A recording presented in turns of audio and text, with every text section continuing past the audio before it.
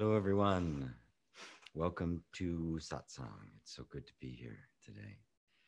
Um, let's see, I need to make some space here for the chats.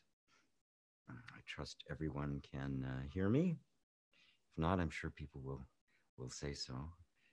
Welcome once again to this, this opportunity to explore ourselves.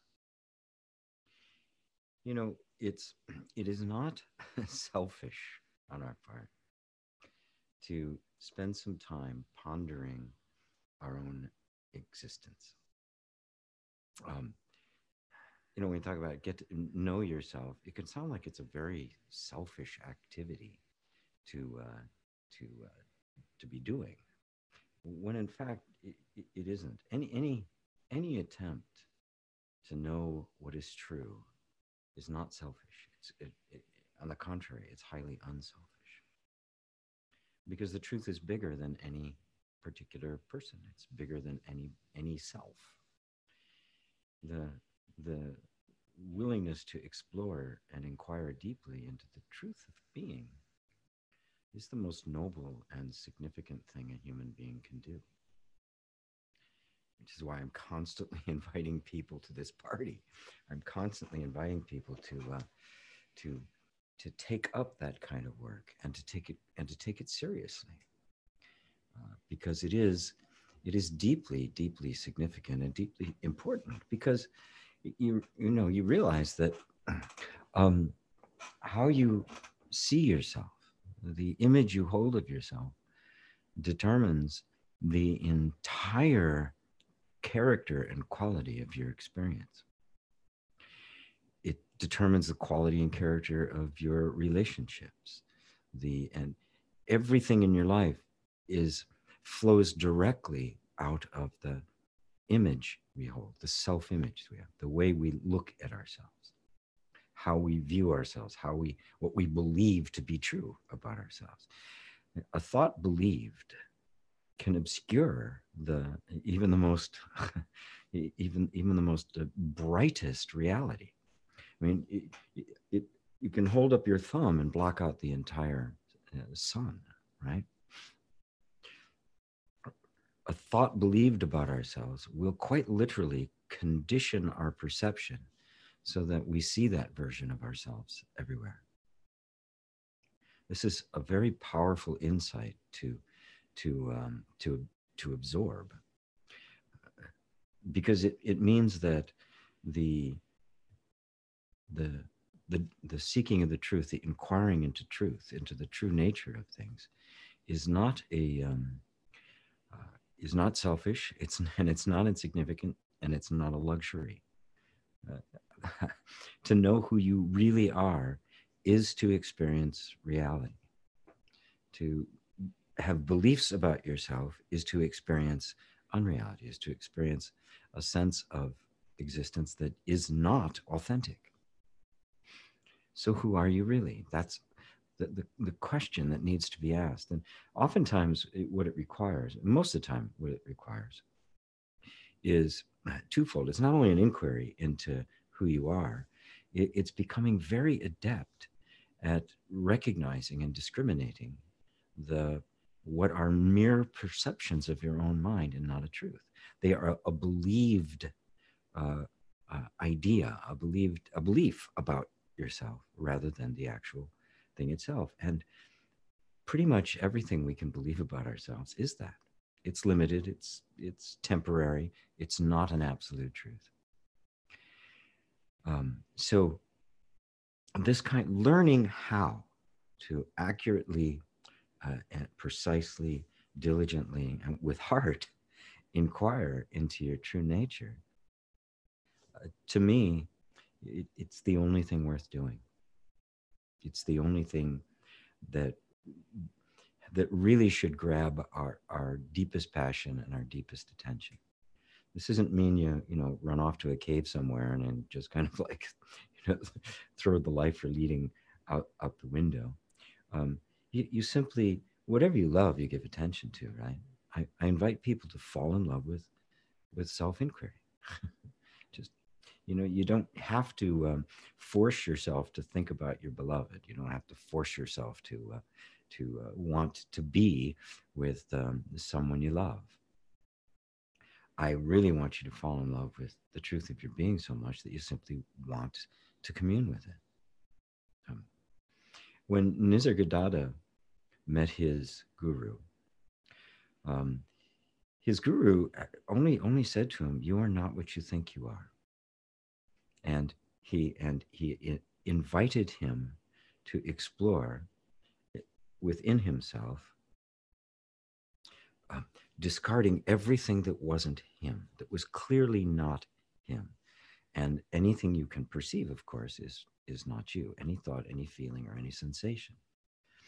And he did it. His guru, he didn't have his guru around very long. His guru died shortly thereafter. But he said he did that. He just did. He trusted him, and he did what he said. And he eventually woke up, became one of the greatest sages of all times. And it was simply because, and he said that he just devoted every spare moment. Now he ran cigarette shops. I mean, he was not well educated. He was not, um, born into the Brahma class. He was, he lived in a very poor neighborhood in Mumbai, and but he do when he wasn't working and taking care of his responsibilities, he would devote his attention to it. So he didn't go off into the mountains. He didn't go into a monastery. He didn't just renounce the world.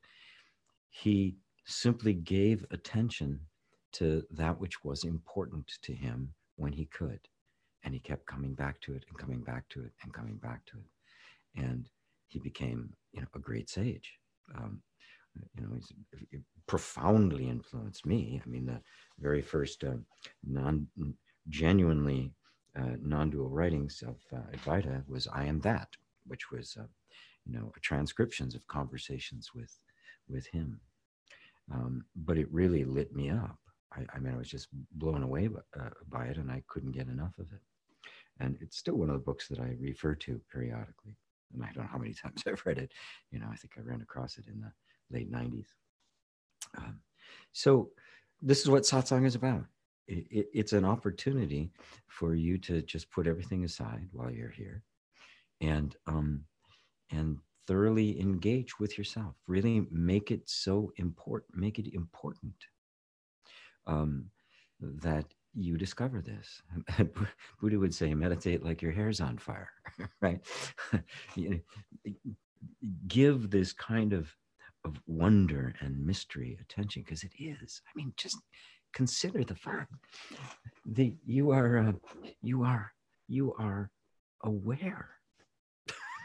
Just consider the wonder that you exist and that you are aware of that existence. I mean, this is miraculous. There's nothing that guaranteed any of it would exist. And yet we do. You do. You are a self-aware, conscious being that is, hearing these words and feeling whatever you're feeling in the room, wherever you ever happen to be. And I'm trying to stimulate in everybody, to inspire within everyone a deep sense of wanting to know what's true. Sometimes that surfaces as just being totally fed up and disgusted and even bored with just the habitual mental patterns that we all get stuck in. And that's, of course, all the mind is. That's all the ego is a habitual pattern of thought. There's nothing more to it than that. There's nothing significant, nothing important, nothing special. It's just a pattern of thought that happened to be created, just based on the particular causes and conditions that were your life when these things got put into place. So that's what satsang is for. It's this time for you to thoroughly indulge yourself, thoroughly just completely absorb and just become intoxicated by the wonder and mystery of our existence. And it is a wonder. And it is a mystery. Right? You know, we want to solve this mystery. It was the Big Bang, or God created it all, right? And that, you know, satisfies us temporarily, but it just doesn't really cut it. Ultimately, it's like, you know, this is just so much bigger than anything I could possibly fathom. Um, the utter magnitude of it, the beauty of it, the perfection of it is just so mind-boggling that you just have to stand back and go, wow, what is this? What am I? What a wondrous thing conscious existence is. Well, that's my little preamble for today. Let me take a look back here and say, Iwa's here from Poland. Namaste, GP, and everyone. Good to be here. Good to have you here from Poland. Indus says namaste. Patang says hi from Israel. Lenar, greetings, G. Greeting. Lamar Sanders. Greetings, G. Greetings, Lamar. Ishta, hello again from Louisiana. Hello from Louisiana. Hi from Bulgaria. That's Ivelo. Katie is here with us from London. Barbara, Sweden calling. Hello, Barbara. Appearance and disappearance, birth and death. These are qualities of I am. They do not belong to you, the absolute, from Nisargadatta Gita. Gita, well, that's about the one by Steve Walensky, who was a student of Nisargadatta. I actually had the wonderful opportunity of spending time with him in person. Everything that we can witness, the qualities that come and go, are not you. I mean, the easiest practice one can do of this kind of non-dual spiritual inquiry is the simple recognition that whatever you can perceive is not you. Right? I mean, that's just self-evident. I'm looking at this glass, so this glass is not me. Just as an aside, you know, lots of people want to get to that experience of oneness, of the experience of all being one. But in my experience and the experience of others, that as long as there's a sense of an individuated personal self, that sense of oneness is elusive. You can't get there. First, you have to see yourself completely without any reference to anything else. That's what that's really all about. It's not, this is not me, so that doesn't exist.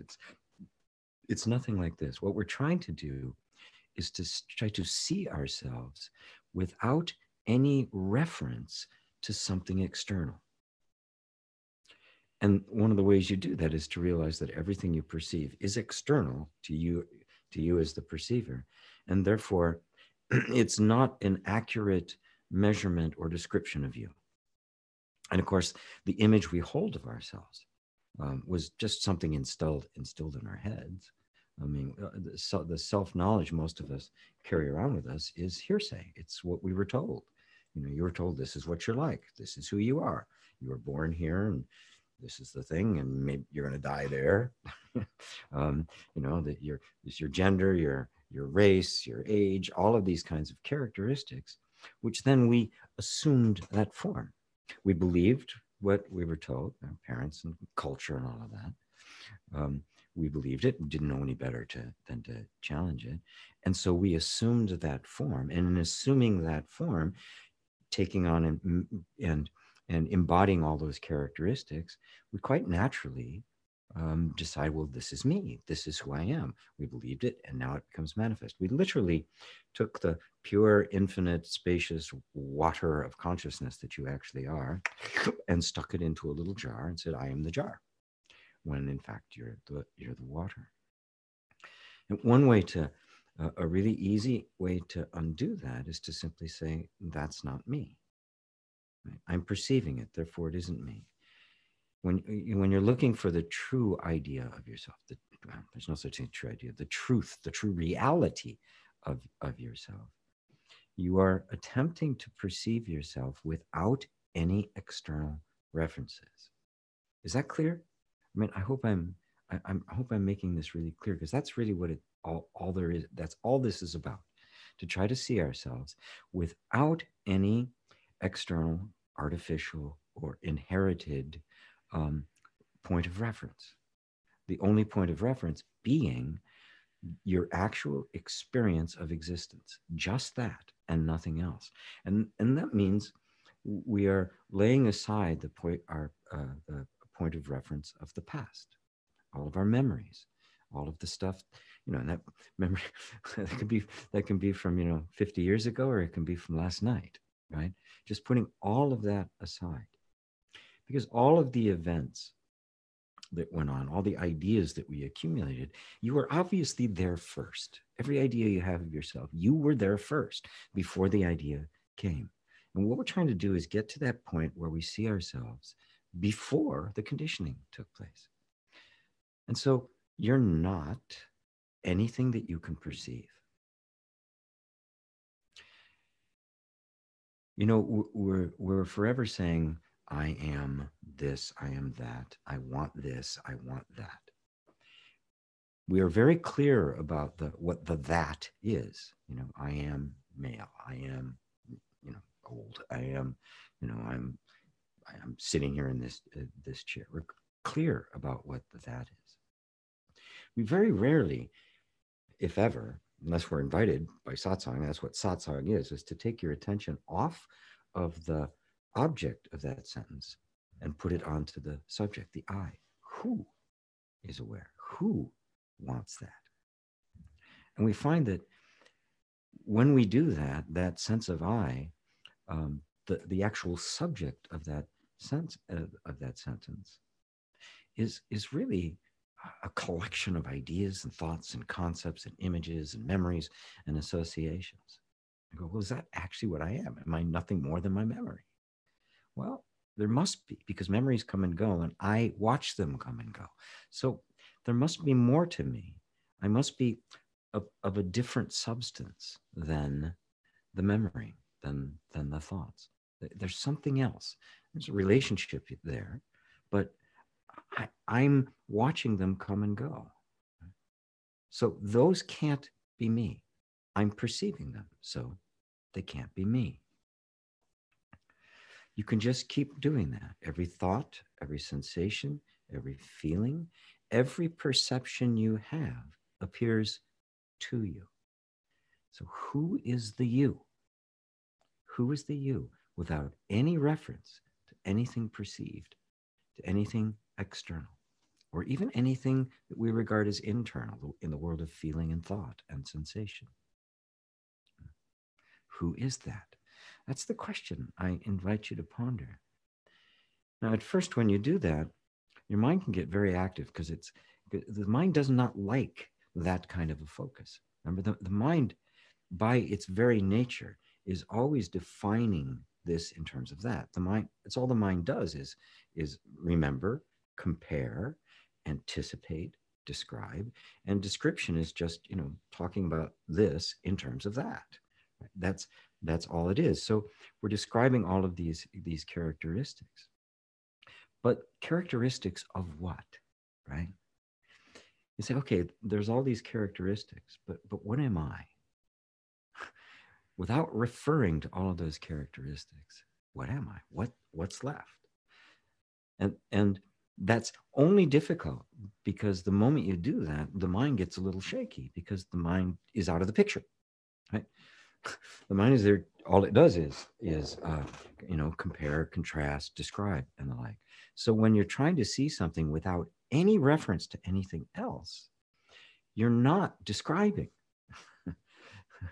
You're going direct to the essence of your experience of yourself. And everybody has the experience of themselves. Everybody does. You all know you exist. And you can know that, and you know that you exist without referring to anything outside. You don't have to have some guy come along and say, yep, you exist. A little checklist of things, checks them all, check. Yep, you exist. You don't need any reference whatsoever. You don't need a thought to know that you exist. So this kind of knowing isn't thinking.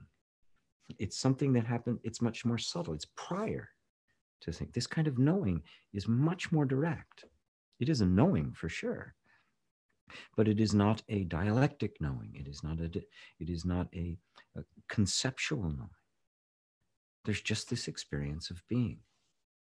And it's so simple and it's so constant that it's not really interesting to the mind because the mind can't see anything, right? Because it wants these points of reference. So who are you when you don't refer yourself to anything, when you don't reference anything, except that which cannot, that which is not being perceived as an object, the perceiver itself? Clearly, there's an intuitive, innate, effortless sense of existence. That sense of existence is the great mystery,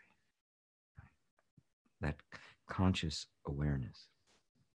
And I really want to point you to the experience of that because it is what we are experiencing all the time. That is, it is what is having the experience all the time. And I say it's just the limits of language, because is that it that is experiencing different from you? Whatever that is, it's what you are. We want to know that intimately, personally, not as a person, but tight. A personal realization is the way the Buddha put it. A personal realization of Buddha knowledge. You could even say Christ knowledge, because they refer to the same thing, that knowing that is not externally referenced. Paul put, he says, let that mind be in you, which was also in Christ Jesus. That same perception, that same watching, that same experiencing, that itself, if perception always works with the subject and object, when you take away all the objects, you're left with just the subject. You cannot perceive it as an object. The knife can't cut itself. The eye can't see itself. From your direct experience, you don't have a head. That's your actual experience. I know it's kind of funny. And Douglas Harding, made an entire teaching out of just that simple fact that any image you hold of yourself is not an image you have actually seen. The only experience you've ever had of yourself is the experience of this space containing the whole. I'm going on and on about this, but I really do love this. And Barbara, you inspired me when I with the thing from the quote from Nisargadatta Gita. If you have not read "I Am That," I highly recommend it. It is like it's a classic. It has become a classic. It's a big book, but it's all divided in short conversations. Nisargadatta didn't go off on long discourses. They were very short conversations he would have with people, where he would just bring their attention directly back to the actual experience, out of the mind's description about who you are and what you are and what is being experienced, but into the direct experience of it itself without trying to describe it. And that's what's important, because when we enter into this inquiry of who am I, there's this tendency to want to find some description of it. It's infinite awareness and pure consciousness and things like that. All those words are good, but they're words, right? They're just words. What are the words pointing at? That direct experience without describing it. Can you try that? Can you just feel your own sense of existence without trying to describe it, without putting anything on it, without no embellishments, no accessorizing, just that all by itself. Right? And again, there's resistance in the mind to doing that because the mind has no use here. It has no purpose. If it can't describe and compare and or narrate, there's no reason for it to be here. And so in this process of of just knowing yourself without any external reference, you are stepping out of the mind. You're going beyond the boundary of the mind. And the and to go beyond the boundary of the mind is to step out of the narrow cave, the narrow prison of concepts that you've created about yourself, because they're all created in and sustained by the patterns of thought that we know of as the mind. Emiliano says hi from Sweden. Hello. Kay Kapoor says hello from Toronto, GP, your greatest sage of all time. Well, thank you, but I'm, I think that honor probably goes to Buddha, Ramana, Christ, my own teacher, Muji. You know, there's a Chinese saying, when you're drinking the water, and remember the one who dug the well. And you just thank you for that. I'm glad that the words that I'm saying are touching you in the deepest place, but that's not so much a quality of me as it is of you. Your capacity to know the truth and discern the truth and to recognize the truth when you hear it, that's the real sage. That's the Sadguru. That's the recognition of truth within you. And that's what is that's what's actually the delivering us from the great illusion of life in matter. It's that inner knowing, right? Yes, it takes a little triggering from the outside. You know, I still spend plenty of time listening to my teacher, listening to Muji, pondering his words, taking them deep into the heart to deepen my own awakening, and to make it completely colonize the entire system. But there's often a tendency to project onto a teacher these great qualities, but they're in you. The teacher would always just turn around and say, I'm a mirror. I'm reflecting back to you what is true about you. Without your capacity to recognize the truth, you would be lost. It wouldn't matter how well the truth was articulated. You simply wouldn't get it. I talked to a lot of people, and it goes right by. And there's a lot of people. You know, there's 8 billion people in the world. There's 45 people watching. 47, just went up to 47 people watching. It was up to like 50 something one time, and they dropped off. So some people, but it didn't have the same kind of ring to it as it has for you. But that's the inner voice. That's the real you. You know, the truth of you is what's actually listening and responding. The truth of you is what's speaking and and expressing. It is exactly the same truth.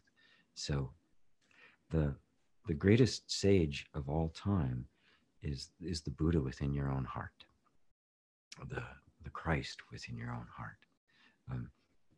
That is the Buddha. That is the sage. The sage is the one who simply speaks truth. The word guru in Sanskrit simply means one who dispels darkness. That is, just turn on the light. As Muji would say, the world is asleep and I'm the alarm clock. Yuhan, hello GP and all. Ursula from Madeira Island. It's in Portugal. Hi. Hi, Madeira. That's not far from where Muji's ashram is. Eli says, hello, Mr. GP. God bless. Hi, Eli. Good to have you here. Robin says, hello from Conroe, Texas. Robin, hi. I don't think I've seen that one before. So welcome. Hiron, hi, GP. Do you have advice for discovering and bringing back disowned personal qualities? Yeah. The short answer is find out who you are. Because the only way we lose our natural qualities and gifts and capacities is by identifying with a version of ourselves that doesn't have them, right? But there is innate in us a remembering of them. a remembering of that, of like the joy of childhood, the playfulness, the the spaciousness of it, the timelessness of it. You know, um, time just went on forever, right? Which it really does. But it's our conceptual um, prison, really, that we've made for ourselves, that little by little has hacked away much of what actually belongs to us. Those personal qualities you refer to. So, to you can't set out as with an idea of yourself as a finite person trying to acquire or reacquire lost uh, qualities, right? Because then it's like this. It's like a struggle. It'll have very little effect, if any. It'll be frustrating. But know that it was the loss of natural inherent qualities was a result of the nervous system and its interaction with the environment. So it had to disown, can't get rid of, because what you are is what you are. But it had to disown qualities simply because they were dangerous to the environment. And as long as that assumption that those qualities are dangerous remains, um, the energy system itself is going to keep them at bay. It's going to want them to be disowned. And of course, at the time it disowned them, it didn't make it up. They really were dangerous. You express yourself to your parents in some way, just being yourself, right? Just being very naturally, innocently you. But it meets with some kind of rejection, some kind of dismissal, some kind of diminishment, maybe even pain or punishment. That quality has now become dangerous. It is affecting the the the relationship of you with your parents, and because your parents are the sole source of your survival, um, they got to go. Your parents aren't going to go. They can't go. If they go, you're dead. So the quality that is earning their disfavor has to go. And that's the disowning that we all experience. And as those qualities kind of get stripped, get disowned, pushed into the basement, um, our world gets smaller. It's safer, obviously. I mean, it finally creates a set of behaviors that get from the environment what it needs, and hides from the environment what is dangerous in that environment. The thing that happens, though, when that's happening, is that the nervous system assumes, rightly so, in the child, this is the entire world. It assumes that this is the permanent condition, and therefore it automates. It's called the autonomic nervous system. It automates these behaviors and responses and reactions, so that you don't have to think about them anymore. So you're not constantly strategizing. It just happens automatically. A behavior that wants to get expressed, boom, is just pushed down to the point where you're not even aware of it anymore. I mean, if there's such a thing as the subconscious mind, that's it. It's just parts of us have been disowned. I think the shamanic term for it is probably more accurate, and they call it soul fragmentation. It's like parts of you would get scattered around the universe, and the shaman's mission is to go help gather up these pieces and put you back together again. Now it's a metaphor, right? You haven't actually been scattered. There's just mechanisms that keep it all suppressed. And so the answer ultimately to the question is discover who you are. That energy believes that this is the permanent condition, and therefore this behavior has to stay suppressed. That's what I teach in inner reconciliation is all about. That it's about creating that inner space, right, that allows the nervous system to see that the environment is safe now, because it assumes that it isn't. As long as that assumption is there, buried deeply, so below the realm of our conscious thought, it's simply not going to let anything come out that is going to put you into danger. So the mission isn't to really change something or fix something or get a hold of new qualities. It is to create an environment that is so safe that the nervous system determines that it is safe for those qualities to come out. And that's when you have to rediscover them. They reappear. They begin to blossom because they can. They're no longer dangerous. And so this is the deeply compassionate inner relationship we need to have with ourselves. It's kind of an you know, I'm not sure even what the word to call it. It's a reconciliation with ourselves. It's a, it's a, it's giving ourselves the kind of love and acceptance that we didn't get, that created the suppressed material in the first place, created the, the, the traumatic energy. Does that answer it for you, Huron? Huron is one of my inner reconciliation certified facilitators, by the way. So if anybody wants to try out inner reconciliation, you can contact him. We have several people that are can help guide you through it. It's a lovely and a simple way to approach this kind of inner. It's also very gentle. Saif says, "Hi GP, nice to see you again. I was just wondering, have you had any direct experience with chakras? I've been getting into yoga and find it fascinating how it relates to awakening. Thank you." Yes. Matter of fact, I've taught several courses on the chakras. I teach the chakras as part of the inner reconciliation training. And I'm thinking that there might be maybe like a 6, 7, 8 week chakra immersion class coming up this year. Like everything, the chakras are metaphorical. They're an attempt to give expression to an energy that's in fact extremely subtle. I only know one person that who told me that they see chakras that I actually believed. And it's only because it was uncanny, the things he perceived, and it was very subtle and nuanced. It wasn't just the swirling lights there, all sorts of different things. Now, pressing a little bit further, what did he actually see? I can't really tell. I can't tell if it's an intuitive sense, if there's actually visual stuff there. It's, but of course, the more we know ourselves, the more we see, because even our what we would consider our physical sight and hearing is limited by the conceptual framework in which we exist. So when I teach the chakras, I teach them as a representation of very subtle energy, and that all of the chakras are actually the same energy, but at different frequencies. Right? So light in and of itself, pure light, is invisible. You can't see it. It's indetectable. Part of it has to be blocked and part of it reflected before it becomes visible. And what becomes visible are the seven colors of that we see in the rainbow. And the chakras are a model to give expression to that.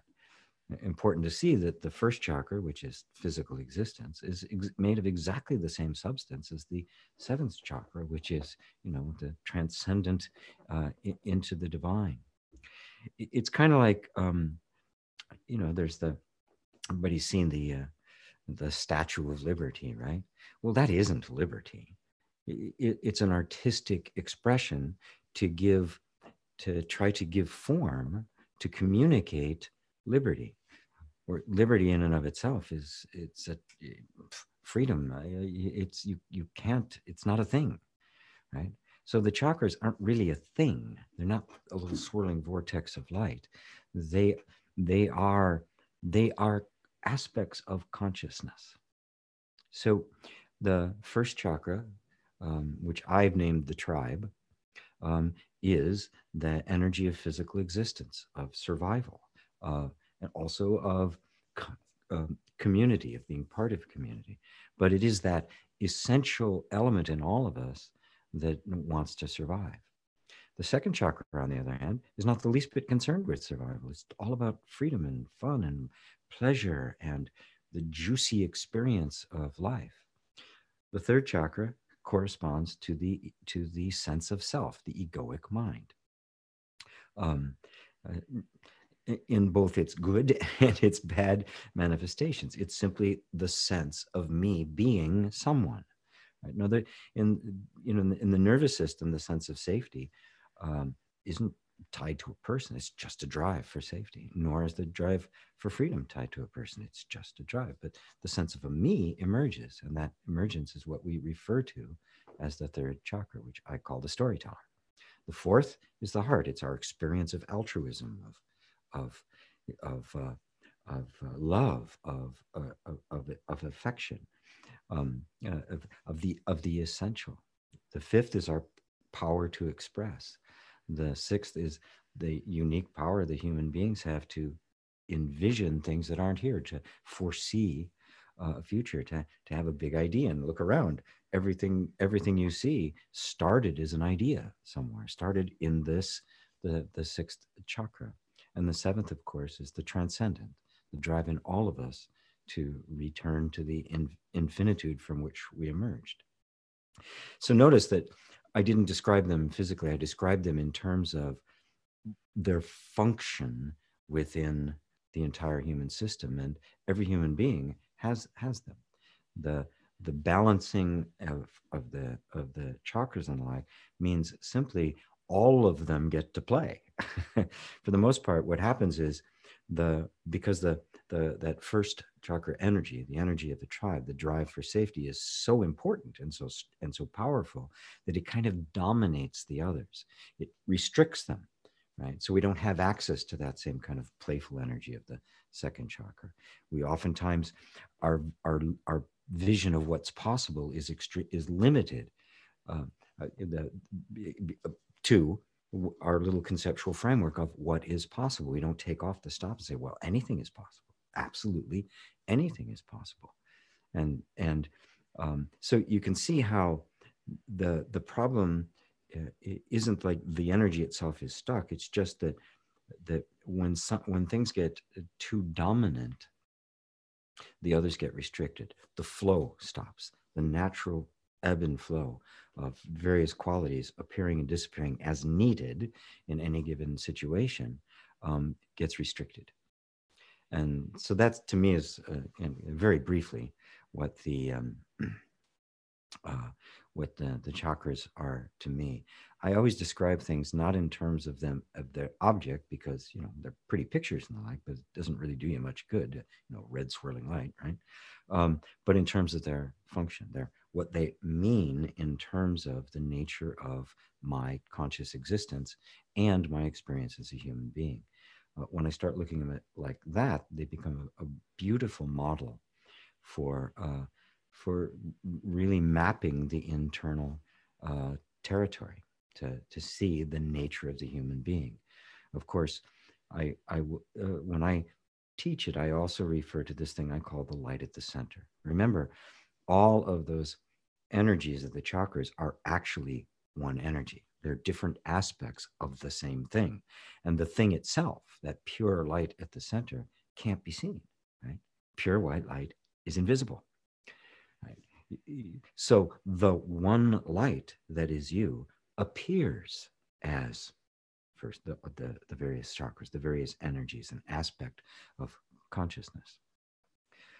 But their nature is that singular, indivisible light. Does that help you out, Saif? And how it relates to awakening. Let me go a little bit further with that. How that relates to awakening is simply that you are that light. You are the light at the center. And all of the chakras are actually just aspects of yourself. They're not you and that. It is actually just an aspect of you. And that's the awakening, as the sense of self returns back to that light at the center, and you realize that you are seeing the chakras and that they are made of exactly the same thing that you are. Matter of fact, they're made of you. That's the awakening. It just kind of goes back to what I am perceiving, right, is not essentially what I am. But in the chakras, you see that it is an aspect of you, and that all perceptions are. Sunil, hello, Sunil from Birmingham in the UK. I can mistake the seeing of awareness as some magic state that will save me, but it's already who I am. I don't need to seek it. Just see the illusions that obscure it. Yes, yes, that's it. And that's also kind of a natural thing for us, because when we have a moment of awakening, there's a wonderful emotional release to that. Some people cry, some people will laugh. Some will just be this calmness, you know. Suddenly, things are different. It's things are nicer, right? And there's a tendency, until we spiritually mature, to think of it as some kind of a state. And then when we have a feeling, where things aren't so nice, and we feel very disconnected, and we feel, you know, um, all sorts of stuff going on, we then think that I want to get back to the awakened state, right? I want to get back to that bliss. And of course, that's where the struggle comes. We get in conflict with ourselves. We feel we feel like the awakening, the answer to my problems is over there, and I'm here. But of course, you're here. What you are does get obscured by the beliefs we hold in the mind. As I said right at the very, very beginning, it only takes your thumb to block out the entire sun, right? The focus on a particular thought obscures the light, but it never gets rid of it. The clouds obscure the sun, but the sun's there. And that's really kind of the nature of faith, is to recognize that even though I may be completely overwhelmed, my senses may be just screaming, the truth of me remains the truth of me. And I can just sit back and watch that this is what is happening. These feelings are coming and going. If I do not contribute to the story, neither resisting nor indulging, neither going along with the narrative, but just being in this place of pure feeling and pure experience, that they will pass, and that I will see that I'm not that. I am not what I experience. I am the one experiencing. And that is the real awakening. The real awakening is not an experience of some kind of blissful state. It is simply the peace and stillness that underlies everything. It's the silence from which music arises. It's the background against which everything is seen. It is the space in which everything appears. That is your true nature. And that's it. Yes, we're just constantly bringing ourselves back. Oh, I got fooled again. I took the bait. I took the bait again. And little by little, it just stops bothering you. It's like it comes up. Okay, fine. At first it comes up. Oh no, it came up again. Who cares? No story. Just there it is. It'll keep coming up as long as it does. And you don't need to worry about, when's it going to be over. The very act of worrying about when it's going to be over is actually perpetuating. It's over now, right? Any feeling you had, good, bad, or indifferent, that's gone is over, isn't it? Think of it as reoccurring, or trying to get one, or hoping one comes back. You just let it all flow, and you find out no thought or feeling or sensation has any effect on you whatsoever, that you remain absolutely still, the perfect spacious background against which everything is seen and felt. Eric says, howdy GP from Albuquerque High Desert. Hi, Eric. Good to have you here. Good to see you again. Inda says, see yourself without any references. Brilliant. Thank you. You're welcome. Yeah.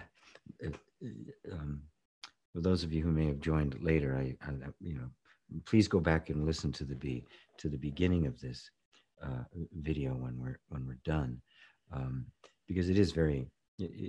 That's the whole point. We're trying to see ourselves without an external reference, without something external to ourselves, to use just the actual information you have right here and right now, which is the sense of being, without diluting it or coloring it with any kind of external description or any kind of external reference point. The mind always needs a reference point, but you do not need a reference point to be. So to know yourself is to have the direct experience of your being without referring to anything other than you. Right? Obviously, if you want to know yourself as you actually are, you have to experience yourself without referring to anything other than yourself, right? It really is quite, it really is quite self-evident when you think it. And of course, that's when it gets a little interesting, because the mind functions completely on referencing to something external, something other. Another, it's the subject-object relationship. But what you're doing is making the subject of I am this or I am that the the the ultimate subject. You're looking at what we mean by the word I, and what it is that's actually seeing everything without referring to anything except what is actually here and now. And that's the process. that's that's self inquiry. You're inquiring into the actual nature of the self in and of itself. Is that? I hope that's clear. Um, it takes practice, believe me. Iwa from Poland says, Dear GP, in one of your great non-dual meditations, you guide the attention inside to the witness of all experience, and then to what is the I am, being and knowing collapsing into one. Continues, but the witness suggests to me the residual duality, the subject-object relation, the subtlest veil. Can you comment more about this point, please? It seems I don't fully grasp it.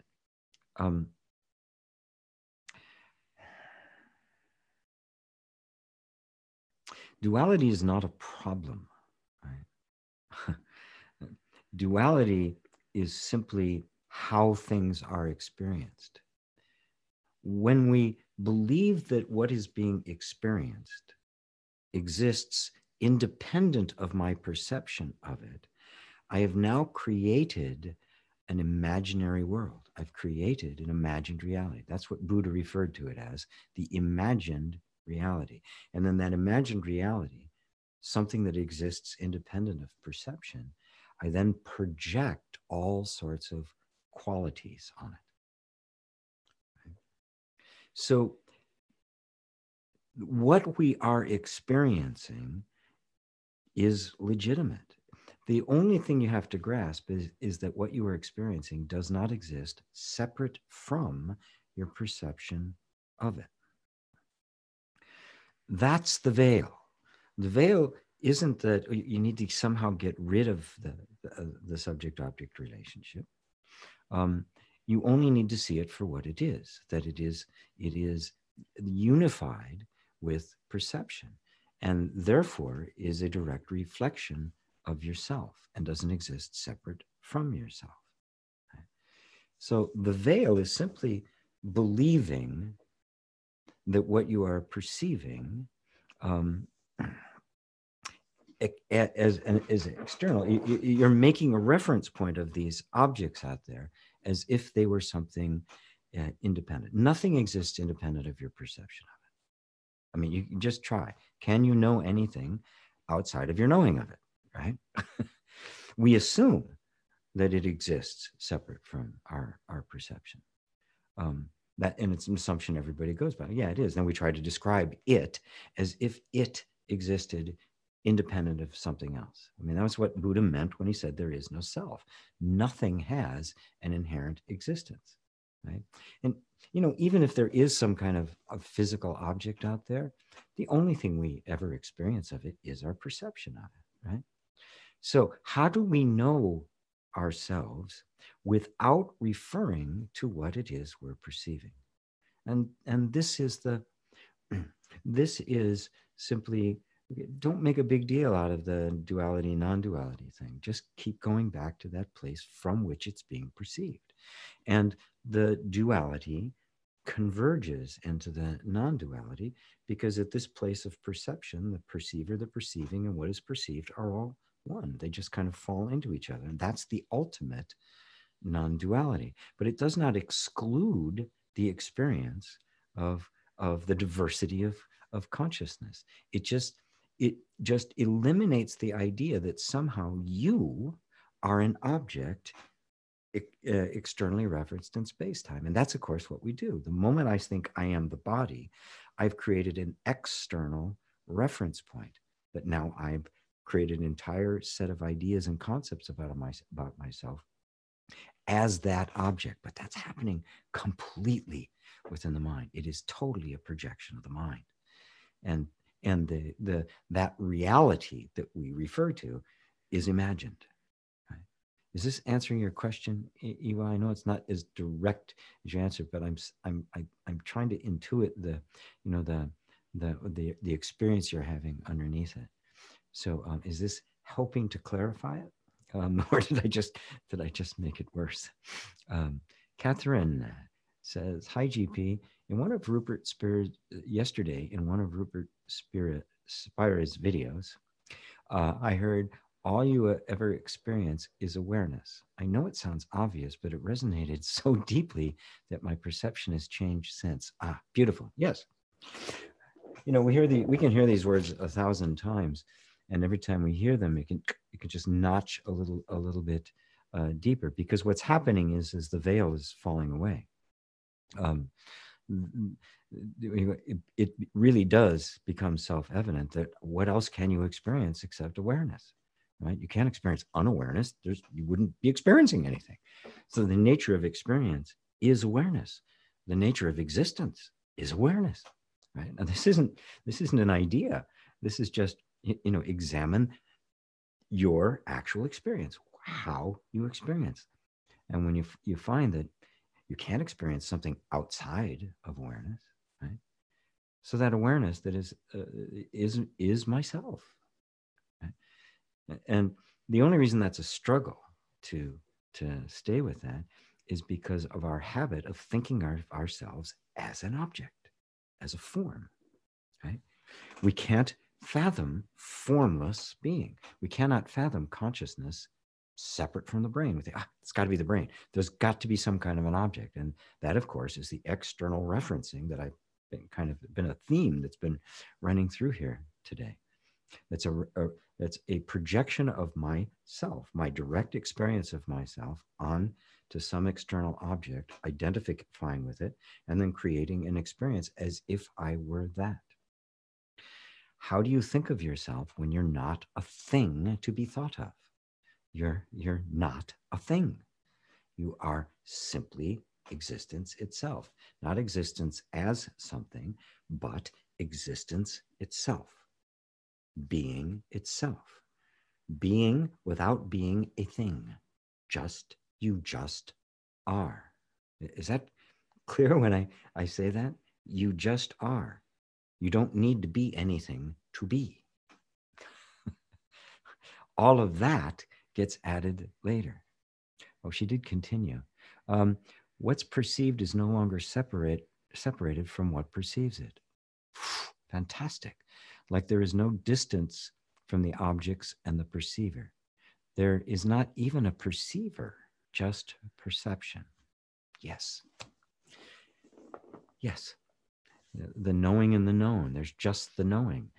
And then you discover that the knowing is your being. You are, and you know that you are, right?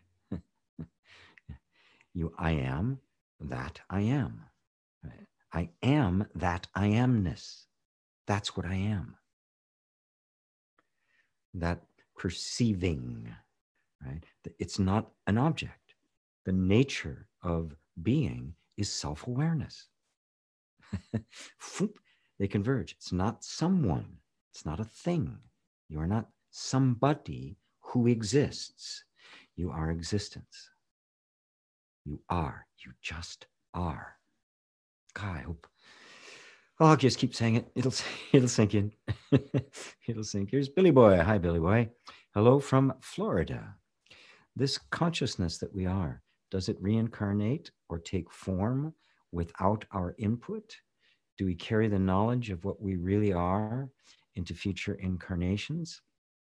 The knowledge of who you really are is eternal knowledge.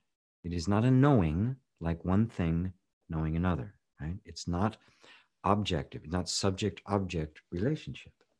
This knowledge is intimate. This knowledge is intuitive. It's simply the very act of knowing shows you that you are. What is known is not important.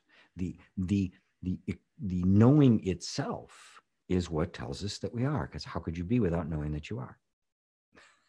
Right? You wouldn't be. The knowing of yourself and the being are one. They are the same. So the term incarnation and reincarnation is actually a misnomer. And it arises from the idea that the earth and the world and the universe is this fixed thing, and that I am this individuated soul or individual consciousness that goes into it and comes out of it. I get born into it, I die out of it. Then I get born into it again, and I die out of it again. But if you actually look at your experience, you always have a sense of your own being. That's never not there. The sense of existence, that intuitive knowing that I am, is never not there. So if we take that as the fixed thing, that is the stable point.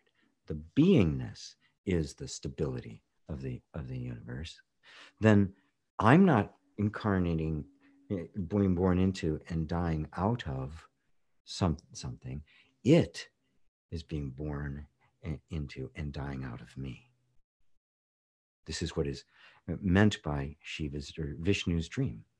Vishnu is asleep on the infinite ocean of being, and out of his navel is growing a lotus. When the lotus grows, it opens, and sitting on that is Brahma, the creator. And every time Brahma blinks, a universe is created. And every time he blinks, a universe goes out of existence and a new one comes into existence. And then every 1,000 years, the lotus closes. It falls back into, it withers back into the Vishnu's navel. Another lotus grows, opens. There's Brahma, blinking. Universes come into existence, go out of existence. The experiencer, which is you, right, doesn't incarnate. We transcend. When we just go beyond birth and death, it means that we see that we are not something that is incarnating and reincarnating. That worlds appear and disappear within us. That's the Brahma energy, which is the nature of the creative nature of consciousness. The world appears to it and then disappears out of it. I mean, this is just look, your own direct experience is that sense of being is the constant. It's never not there. Anybody ever wake up in the morning and not know you were? You might not know who you are. You know, you may just come out of a dream where you were somebody else, but you, the conscious awareness, was aware of that. And so lifetime after lifetime is just one dream after another. I assume myself to be this, but the point of existence, the truth of your being, is forever shining the light on every single one of these incarnations. And so the reality of who you are is always there, and it's always voicing itself, and piercing through the darkness of our imaginary existence as form. You're not form. You never incarnated in the first place, so you can't reincarnate. Worlds come and go within you. As Nisargadatta said, he said, I am that principle which witnesses the birth and dissolution dissolution of the universe. I am that principle. I didn't say person, didn't say being, principle. Just the pure knowingness that witnesses the birth and dissolution of the universe. What he is saying is exactly what I have been saying. You are the constant, not the world, not the universe, not what is experienced. It is the experiencer, the knowingness, that is the constant. And just verify it for yourself. Take it in. Everything you experience is happening with that knowingness. Knowingness is all there is. That's what Catherine. I mean, yes, Catherine was saying. There's not even a perceiver. There's just the perceiving. Even the idea of a perceiver is an image of a form. It's just a picture in the mind. It's a projection, right? Appearing to this absolutely non-physical, non-formed emptiness. Catherine says, oh, did I answer that for you, Billy Boy? Do we carry knowing of what we really are into the future carnations? Yes, absolutely you do. Because who you really are is what is knowing anything, right? So remember, it's not a knowledge of yourself. It is the direct knowing that is yourself. Is that clear? It's very subtle. Very fun though, too. Utterly fascinating. Oops, I think just kind of jumped around again. Let's see, it was back. Oh, my. Wow, a lot of questions today. Not sure I'm going to get to all of them, but okay. Catherine continues, the body is part of what is perceived like a global picture. It's really weird. Thoughts appear and some of them don't even finish their course. The silence takes over. You are sinking into the heart. The vision of reality is sinking into your heart. You are becoming established. And of course, these are just terms to describe what we experience as the awakening. Ultimately, there's nobody's ever been asleep. There's nothing to awaken. This is also part of their dream. But to see these is the sign. To see the things that you're seeing is the sign that your sense of self is returning home. The sense of I am, which has been very much externally absorbed, referring to things outside of itself, is turning back home again. And that sense I am is a direct outcome of the absolute. It is a direct arising out of that. But prior to even having an idea that I am, having a thought I am, the experience of I am, you are. You have to be there first. The pure absolute being is always there first, because what else, if you didn't exist, none of this could be going on, right? You're always there first. Put your attention on what is there first, not what comes later, right? We want to go right back to the origin, right back to the essence, right back to that which is always here, that which is undeniable, that which is not known by reference to something other than itself. It knows itself. Awareness, aware of being awareness. Catherine continues, I feel empty. What did happen when I heard that sentence? What did happen when I heard that sentence? Cheers. Yeah, you just sunk deep in your heart. I mean, the veil pulled away. And something else may try to cover that up again, right? Don't fall for it. Don't fall for it. What you're seeing is it's not an experience. It's true. It's always there. It is the truth. So it cannot be done away with.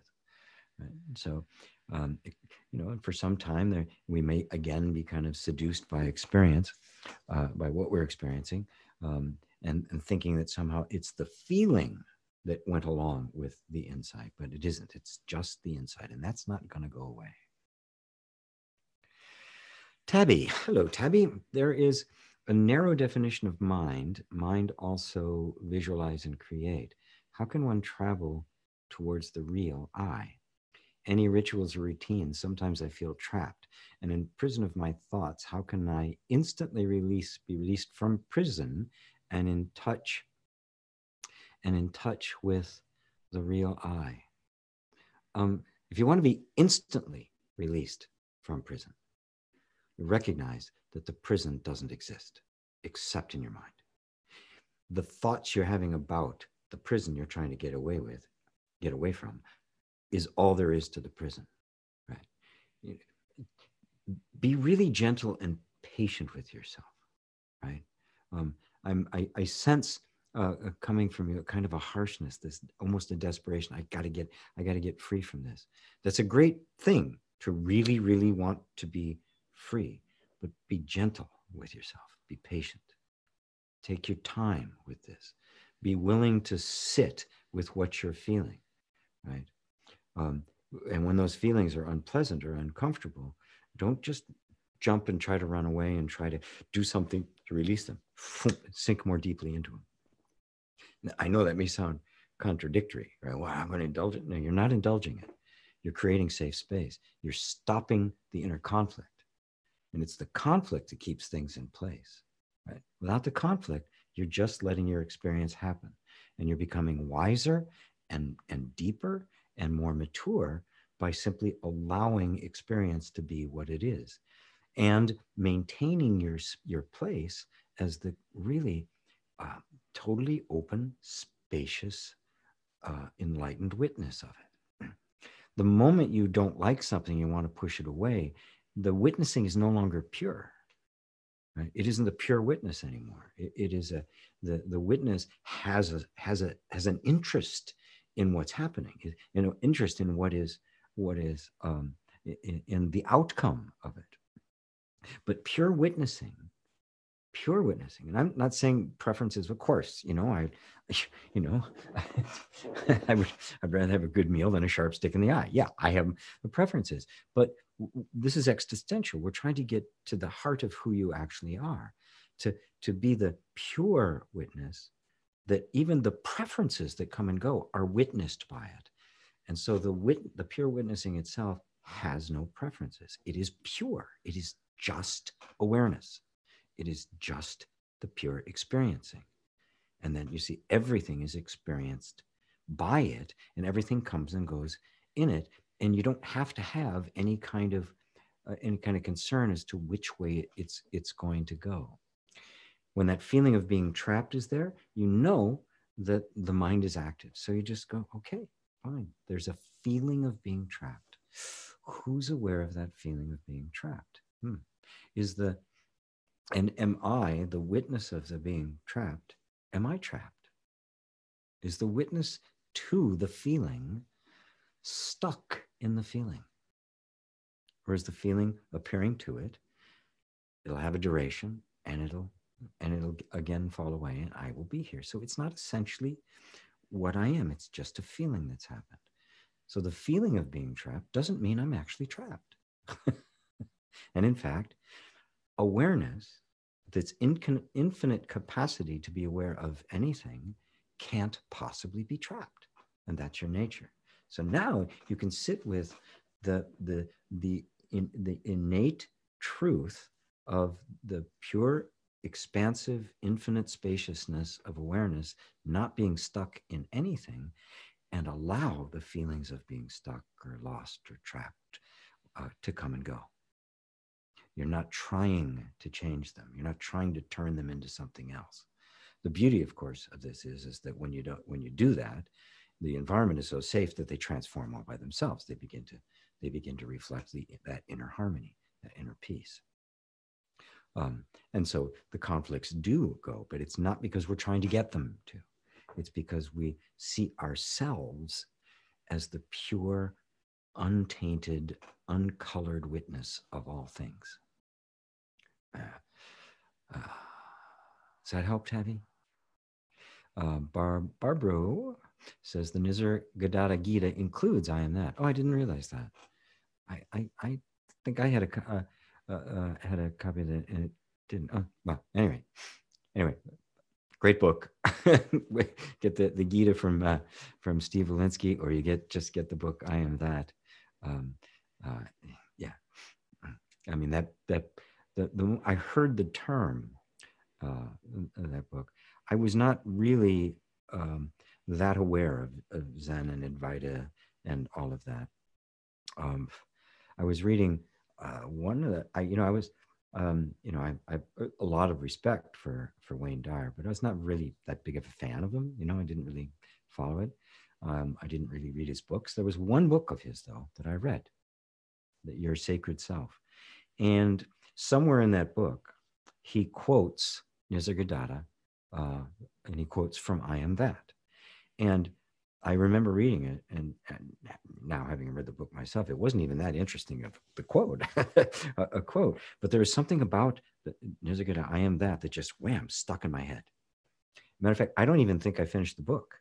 After that, I think I ever went back to it. I think the whole point of reading that book was to plant that seed into my consciousness. And it was a couple months later, I was walking through a bookstore, East West bookstore in New York City, and just walking through for some reason, and there was this book on the shelf. I Am That. I go, oh, that's the book. I took it down and read it, and it's been a companion ever since. So, if called to it, read. It's like I said, it's easy to read. I took me a long time to read it the first time, because I'd like read 2 sentences and go, oh, my jaw would drop, and I would just like sit with it. I would stay with it I'd meditate on it for a while. So, Tabby says, why Nisargadatta did not take care of his body and die of cancer due to excessive use of tobacco. It's a great question. I mean, I try to take care of my body, but he didn't. He wasn't the least bit concerned about his body. As far as he was concerned, it was not him. The body just did what it did. His comment was that the body enjoys it, let it keep it. Who cares? He was not worried about dying. He was not concerned. He did not identify with the body. He was pure infinite consciousness. That's how he saw himself. That's the way it happened. Other people will change all sorts of things. Habits will fall away, and people will eat healthy, right? But it's not a requirement. Remember, it's not a requirement. The truth is the truth, no matter what. Right? There are no prerequisites to make you fit to be true, nor is there some prescribed behavior that's going to result after you awake. It's simple, right?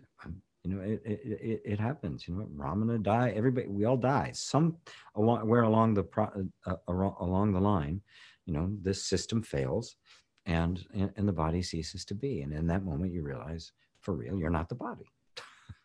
Right? So I'm just suggesting we get to that a little bit earlier. So Eli says, you got it when your mind says, I don't think this. Yes, it's good.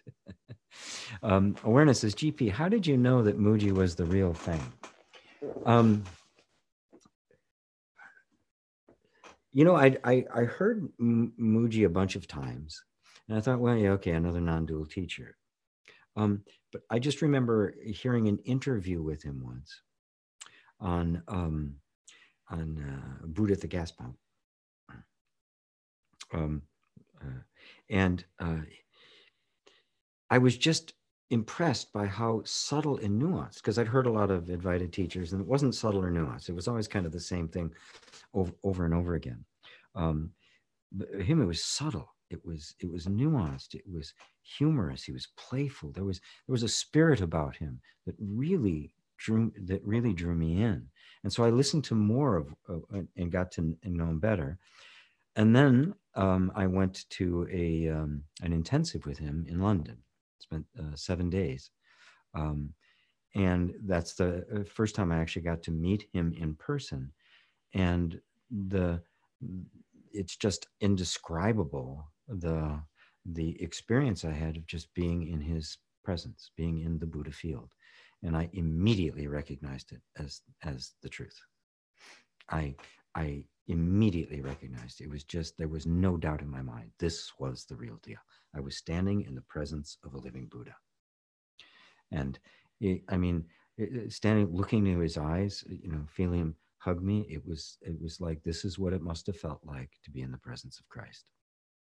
And it was just, it was undeniable.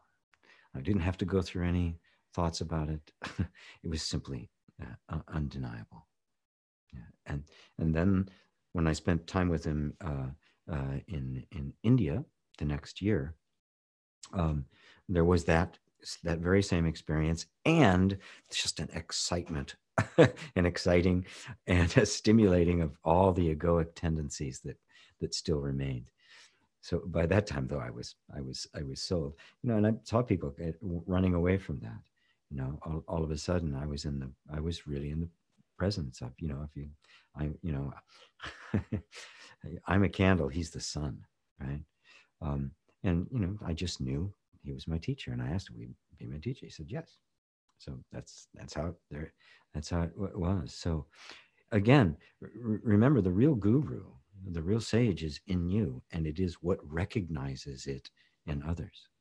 If anything I have to say to you resonates as true, that's you, not me. It's not even the words, right? Could say it a completely different way and it could resonate. I could say it the most perfect way and it won't. It's you. I keep pointing back to you. It's that capacity to recognize. And really, all I want to do with satsang is to continue to trust in your own seeing. Right? Just keep deepening it, and deepening it, and deepening it, so that you begin to trust. You deepen your trust in what you're seeing is true, to the point where what's happening out here doesn't even register anymore. You realize it's not that important. It's not the truth. It's just old thoughts, and those old thought patterns will dissolve in the light of this truth, and uh, and as a result, everything will harmonize. But faith is simply seeing the truth of something before it appears to your as anything in your that appears to your senses. It is simply that inner recognition that just says yes, an intuitive hit, right? Yep, that's it. Tabby, how Buddha could become role model of spirituality, as he did not have kids and marital responsibility. He did have kids and marital responsibility. May I suggest an example that passed through practical realities of life? But he was just so overwhelmed by this question of suffering that he left them to discover the truth of his being. Now, I don't recommend that to everyone. Right? Leave your partner and go off in search of the truth. You don't actually have to do that. Matter of fact, the whole story of Buddha, I mean, it's shrouded in legend and stuff. We don't really know how the whole thing happened. Was it at an accurate? Who knows? I do know that after his enlightenment, he did eventually go back. His wife became the very first Buddhist nun. His son became a monk and became an enlightened being himself. So, if we look at it simply metaphorically, we all have responsibilities. I never tell anybody to deny your responsibilities, but also take that stuff under control. Make the spiritual journey important, which means that it's not that this isn't important.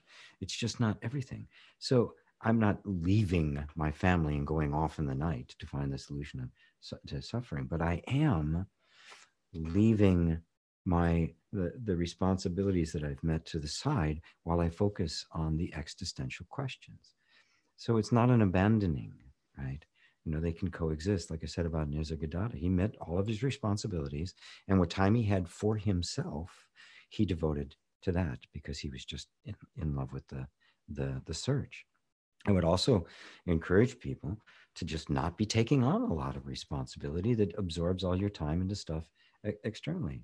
Do what needs to be done. Really be present. And when you do it with whole heart. It's a burden I got until I get to what I really want to do. Just be totally present with it, and then be wise about what responsibilities you take on and what you don't. And devote a time. We give our time to what we care about. It's that simple, right? Oftentimes it gets stolen from us, and then we feel left out. And so we rediscover what we care about, and we kind of take back the time that we've given away. We take back the power we've given away, and we put ourselves into what it is we actually care about. And I'm here to just inspire you to care so much about genuine self-knowledge that you don't need me anymore. You just do it on your own. Nina says, "Hi GP, what is the effortless in us?" Well, just notice that you are. That's it. Think about what you are, not a concept of what you are, but just notice that sense of being. Now, you didn't have to create that, did you? You don't have to do anything for it to be there. It's just there. That's the effortless. Being is effortless. It just is. And that, of course, is the mystery. It wasn't created. It doesn't end. It just is. And that's just unfathomable. There is no moment when it started. That's the mystery. You just are. And of course, that's effortless, isn't it? Remington, hello, Remy. GP, my man, love and light. Feedback on IR interreconciliation level 3.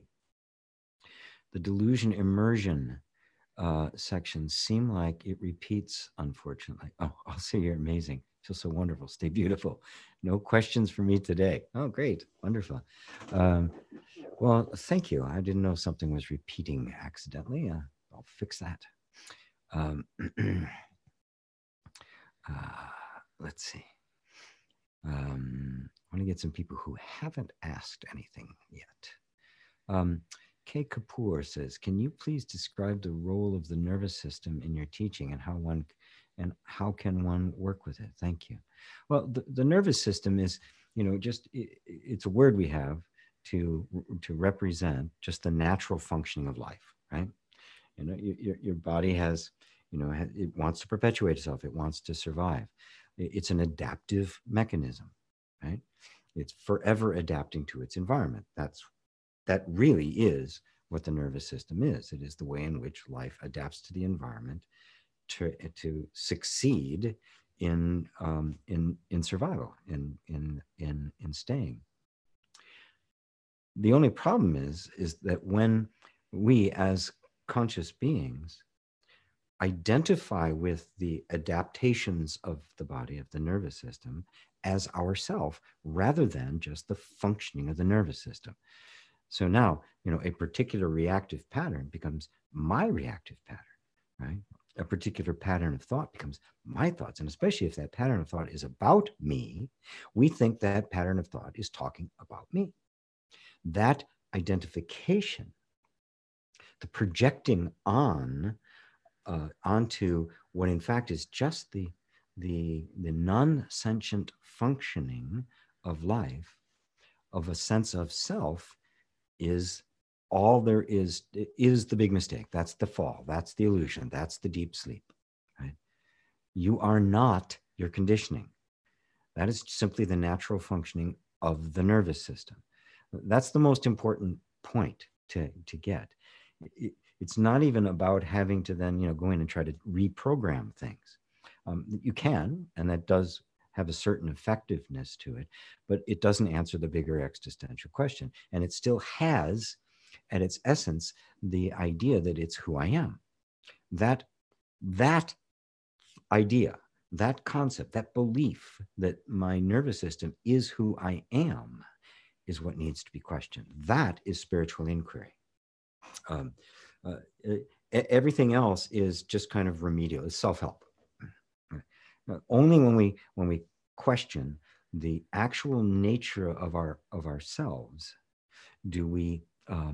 are we standing on the ground of spiritual inquiry, right? And so we can see that the nervous system isn't a problem. The adaptability of the nervous system isn't a problem. The fact that it conditions and makes behaviors automatic is not a problem. That's how we can talk. That's how you can raise your arm without thinking about it, right? You just do it, right? That's all part of it. How we to speak, to feed ourselves, to play music, to dance, to walk. Everything that we do is a result of this powerful process of conditioning. That's what life is. It's nothing but conditioned energy, right?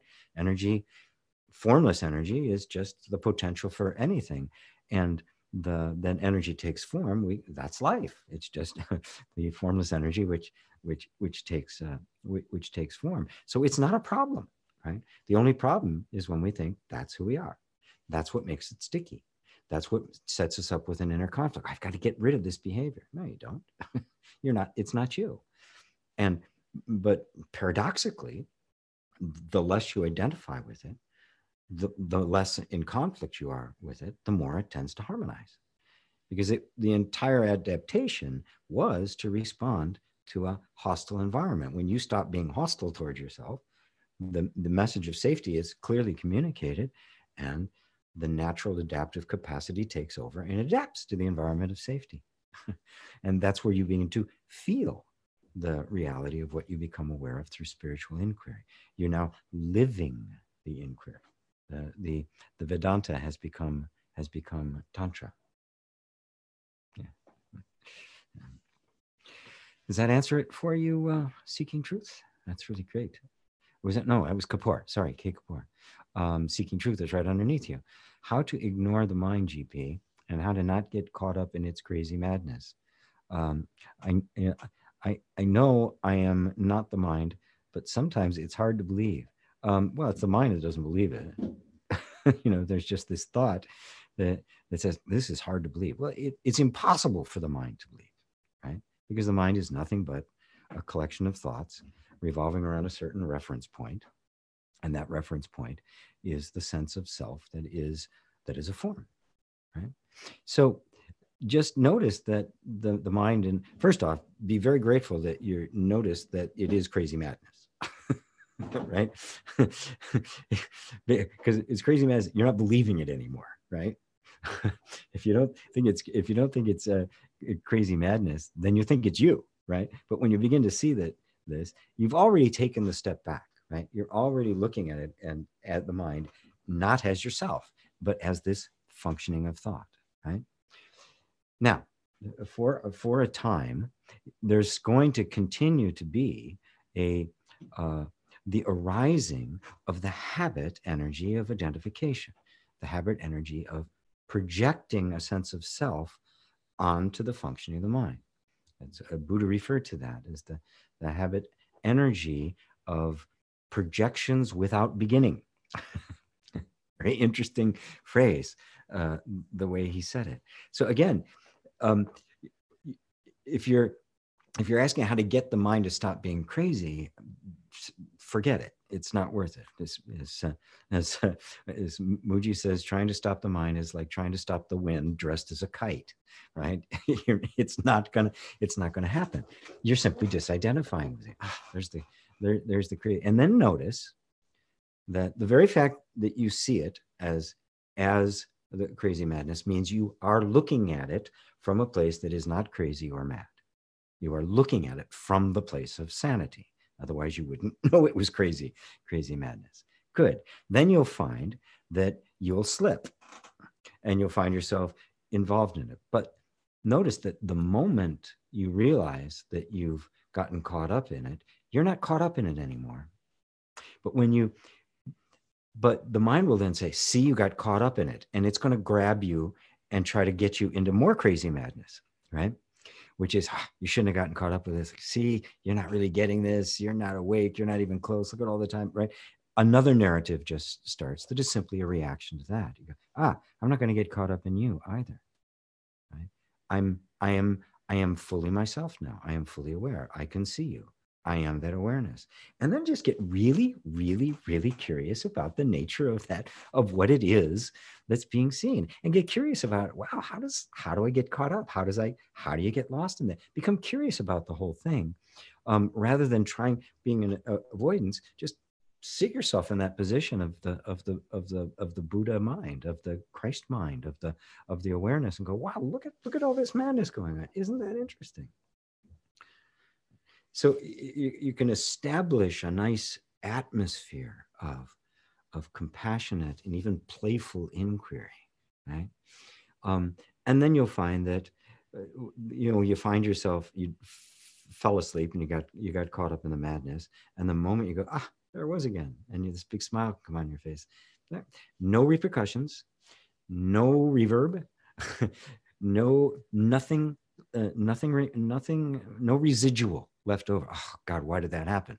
Because that's more of the same, right? It gone completely. Oh, I'm not there anymore, right? I never was really there. This was all just happening in front of me. The getting caught up, the crazy madness, and the one who got caught up are all appearing on the screen of perception. And you are not caught up. You're not the one who got caught up. You're not the getting caught up, and you're not the crazy madness. All of that is perceived, right? So your real position is the point of pure awareness. That's where you really are. Because everything else is being perceived. The madness isn't perceiving itself. The getting caught up isn't getting perceived itself, right? And the one getting caught up isn't perceiving itself. It's all happening to you. You're not the one who got caught up. That is just a thought. And it's not even a true thought. Yaron says, very clear, thanks. Ah, good.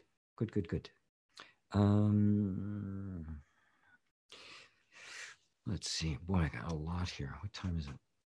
2:37. Okay, I got about 20 minutes or so.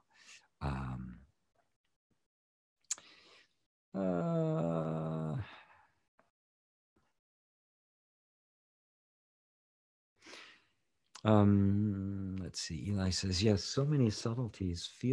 We feel every moment, but we just think that's what's up. But we have to inquire into every one in order to change our patterns. No, you don't have to inquire into everyone. Thank God, because there's literally unlimited number of patterns. And the moment you change one, you've got another one. I mean, the nature of the nervous system is that it creates patterns. That's how it survives. That's its adaptability.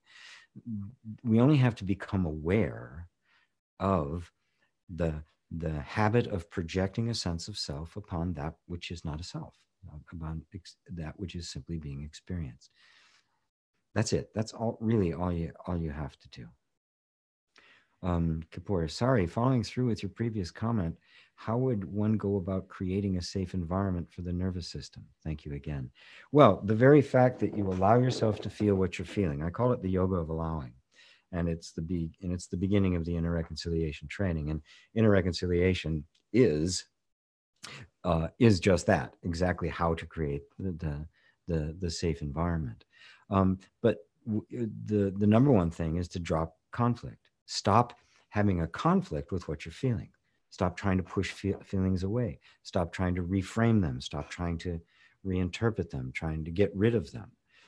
If you are willing to be present and open and allowing of what you're feeling, even if it's extremely uncomfortable, you are safe. You've made it safe to feel the things that you didn't want to feel, right? And not wanting to feel them, you're pushing them away. So you're creating the unsafe space, right? Which is exactly what happened when you're a child. Only it was your parents then that created the lack of safety. I'm not allowed to feel that. Of course, it's natural. You can't not feel it. So there it is, right? But now we're just doing the same thing to ourselves. We're saying, that's wrong. I can't feel it. I want to get rid of that, right? That's it. Right there is the conflict that is creating the unsafe environment. So you become safe by becoming accepting of everything you're feeling, which is to say, become accepting of yourself, because these are just nothing but aspects of you. And then all the fragmentation and the scattering and the disowning begins to come back together again. The whole thing begins to reunite and reharmonize. So, does that answer your question about how to do it? If you want to, if you want the full thing, you can just check out inner reconciliation. Just go to start with the free demo, and I think it's I can't remember now. gpwalsh.com/IR should get you there. I can't remember. If somebody knows what it is, please type it into the chat. Sunil says, reconciliation only really works for me when I see my true nature as awareness. more so than attempting to pacify these parts of me that feel fragmented. Well, yes, it can actually go both ways. If you can be willing to just be present with the feelings, what you are actually at that point is the pure awareness, right? Because the state of allowing is awareness. The natural state of pure awareness is allowing. It's can't be threatened. It's eternal, right? It has no preferences. It doesn't favor one thing over another. So the very nature is this awareness. So when you're practicing what I call the yoga of allowing, you're actually practicing being the pure awareness. And it is that space that creates the inner reconciliation. It allows the peace parts. You don't have to go gather them together. They come together in and of themselves because the environment allows that to happen. The environment allows for the material that couldn't be accessible before to now be accessible because it's safe for it to do that. And so the more you are aware of yourself as your true nature as awareness, the easier reconciliation gets. But just practicing allowing is a way of going in.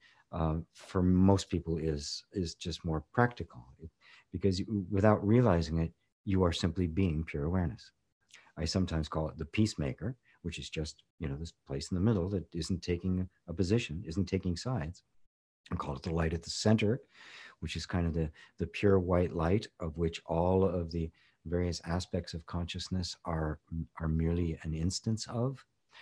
Or you can just pure awareness, go right to the source and just that sense of being. These are all different ways of really getting to the same place. And while doing that, alleviating the suffering. Because the suffering is caused by the self-denial, by the conflict, by the resistance, by the trying to acquire and grasp or the trying to push away and resist. That's where suffering comes from. And so the tact I always take is through the path of the alleviation of suffering. That's really the point of it. The point of the end game of this is simply perpetual happiness. I mean, that's really what this is about. It's not, for the angels to sing at any part, it's simply to be content, right? That is the meaning of it. And suffering, as the Buddha used it, wasn't referring to his great, huge, dramatic things. It was simply discontent, thinking that this moment wasn't okay. George says hello from Miami. Juan says hello from Dominican. Hello, George. Hello, Juan. Sally Dukic. Hi, GP. Sally from Adelaide, Australia. Yeah, from my friends that we had a private satsang for her meetup group. I am willing to do that for folks, by the way, if you're part of spiritual or non-dual meetups anywhere in the world. I am more than happy to arrange my schedule to come in and do a satsang for your group. I actually love doing that. The more direct interaction I can get, the better I like it.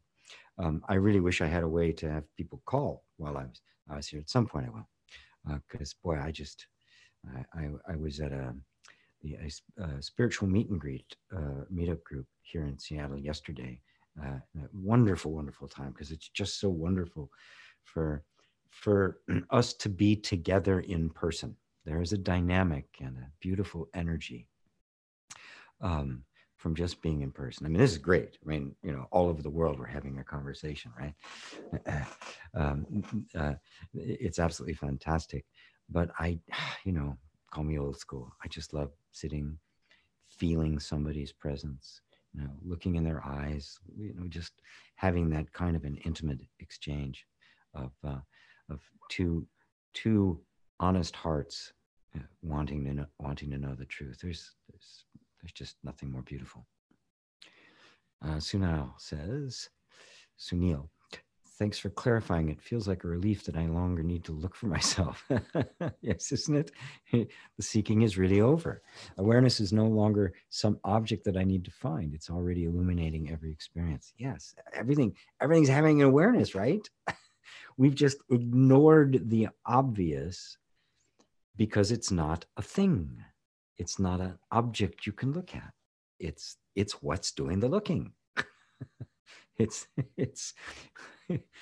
beautifully simple. Gita says, hi, GP, evening from London. Do you believe you are not the doer, but the watcher? I know I'm not the doer. Yeah. Because I've seen that the doer doesn't actually exist. The doer is a thought about the activity, which is the functioning of life. And all I know of myself is the awareness of all of that functioning that is life. I'm not, but I can see that there's nobody doing it. You know, nobody's growing my hair. Nobody's making the sun shine. Nobody's making the grass grow. It's not an act that's happening. Just in our minds, our thoughts, we've created this idea that I'm somehow doing something. And that only comes because we've got an idea of myself as being something separate from and distinct from life. Whereas if you look around, I mean, this body is completely dependent upon its environment, upon the external circumstances. You know, take away the air and it's gone in minutes. Right? So there's this, where do I stop and other begin? Well, you really can't find that point if you look again. You can't find it in nature. So it's a concept. It's an idea that was made up. It's not real. It's not true. So there is no doer. There's only the watching. What you know is that you are experiencing. And that's all you know is the experiencing.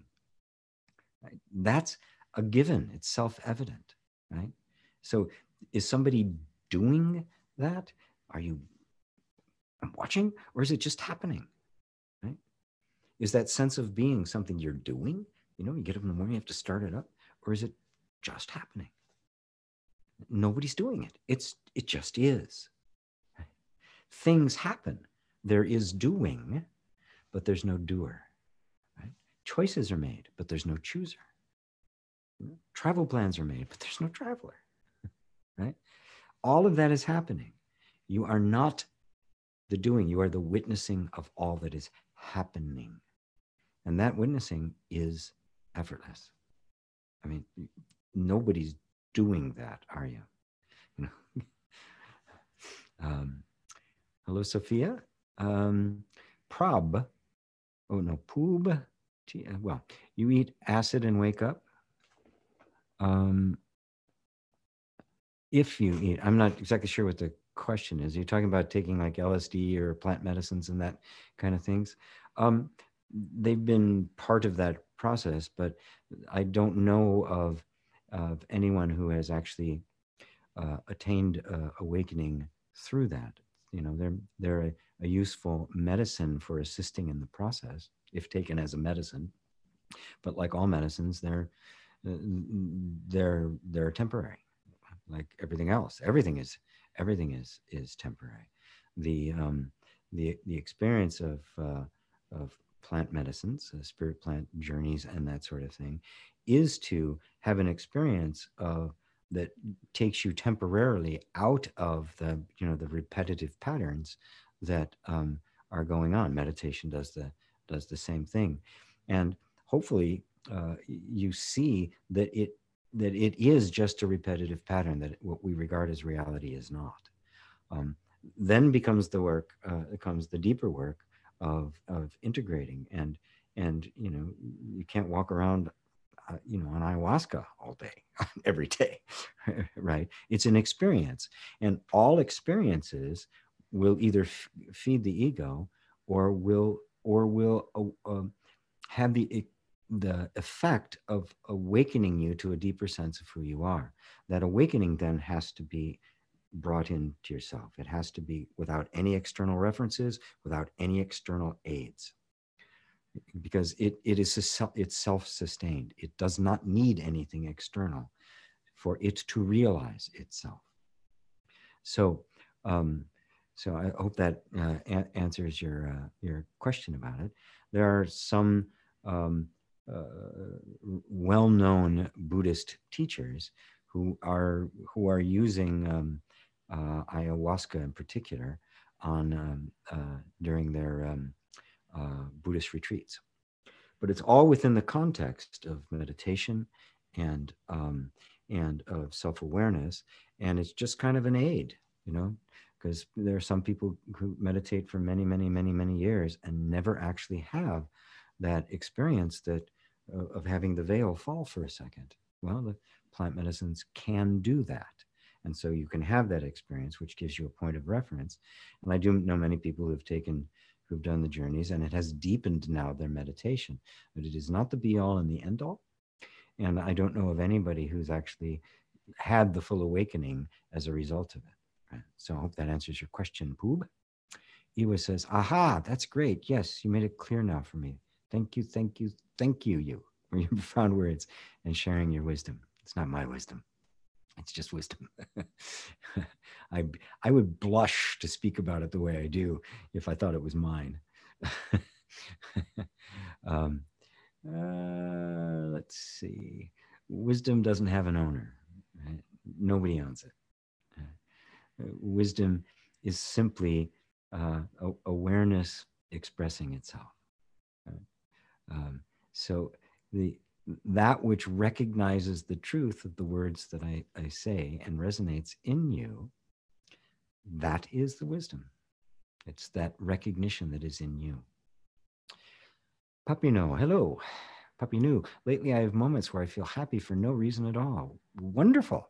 The happiness feeling catches me by surprise, even though I face enormous challenges that are happiness killers. That is quite eerie. Yes, no, it's not eerie.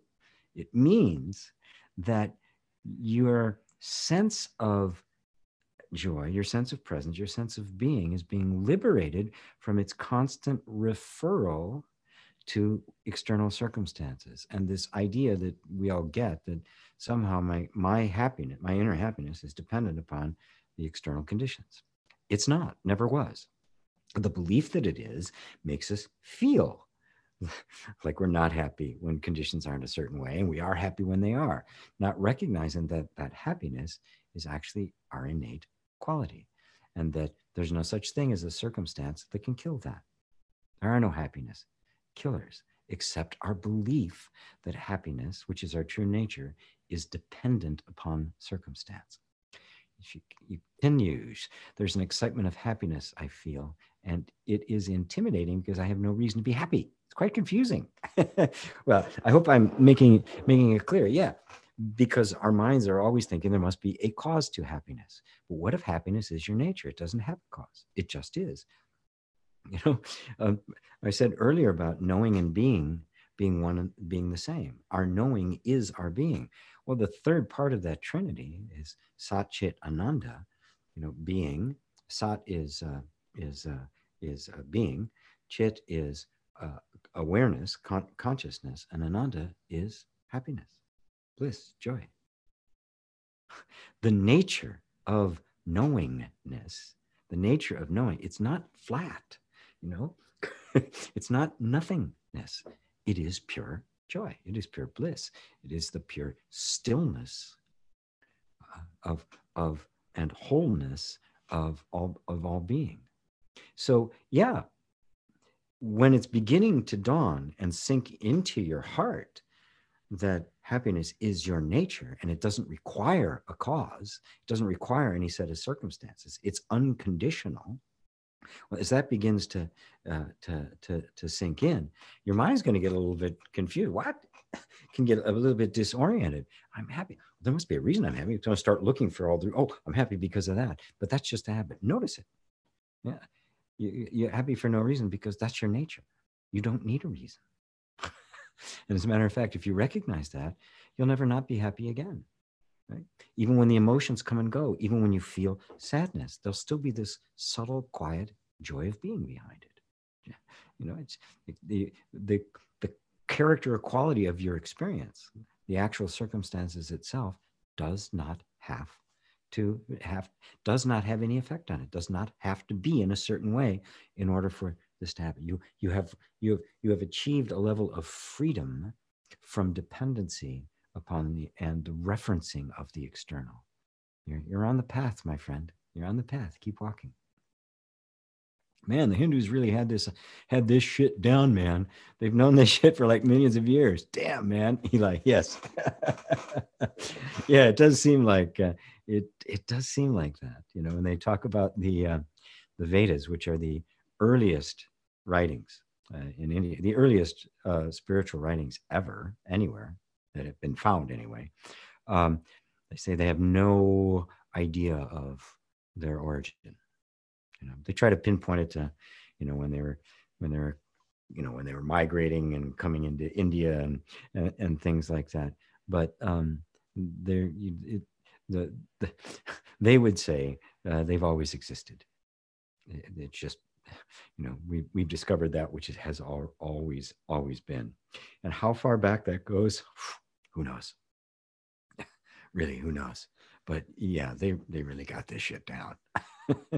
Even the language of Sanskrit is just amazing at how its capacity to give expression to the most subtle things. When you look at what's that ancient language and the things that it talked about and the nature of the language itself and the sound that itself had a particular vibratory quality to it, you just kind of blowing your mind, when you think of just how primitive the West was in comparison to that. I mean, it was really quite on a gross level compared to these guys. Incredibly subtle. Incredibly subtle. Brandon says, peace, people. Peace, Brandon. Big heart from Juan. Hi, Juan. Pearl says, hi from France, GP. Why are we still captured by story even after being cracked open? For years, I loved silence, and recently have had physical issues, and it seems the body is taking my attention. Well, sometimes it needs it, right? You're not your body, right? So, but don't begrudge it if it needs some of your attention. Yeah, it does. I mean, it needs your attention a lot, right? We have to eat, we sleep. It's giving your body attention. We have to evacuate, right? What what we're not using from what was eaten. So we have to give it attention. We have to take care of the vehicle. Just know it's not you. That's being cracked open means that, oh, I'm not my body. But sometimes your body needs attention. When I say don't fight it, if oh, God, I need to get attention because I've got these physical things, don't fight it. Give it the attention and give it concentrated attention, right? If you create the story when you say, oh, geez, it's grabbing my attention, it's interfering with my sense of awareness. None of that's true. Nothing can get in the way of your awareness, right? Because if it did, you'd have to be aware of it, right? So nothing can get in the way of your awareness. You simply can't. And so if the body, it's, if your lover needs your attention or your kids or somebody at work needs you, give it, right? It doesn't affect anything. It does not take away. You are the silence. It's just something being experienced, but you're experiencing it from the place of the silence, right? The silence is there. The music can come and go, and sometimes it's a beautiful piece and sometimes it's not so beautiful. And sometimes it's boring and sometimes it's stupid, right? But it doesn't affect the silence. It's just there. That's you. Just keep identifying with the silence. You say, I loved silence. Well, who's that I? And who's the I that experienced as that quiet, right?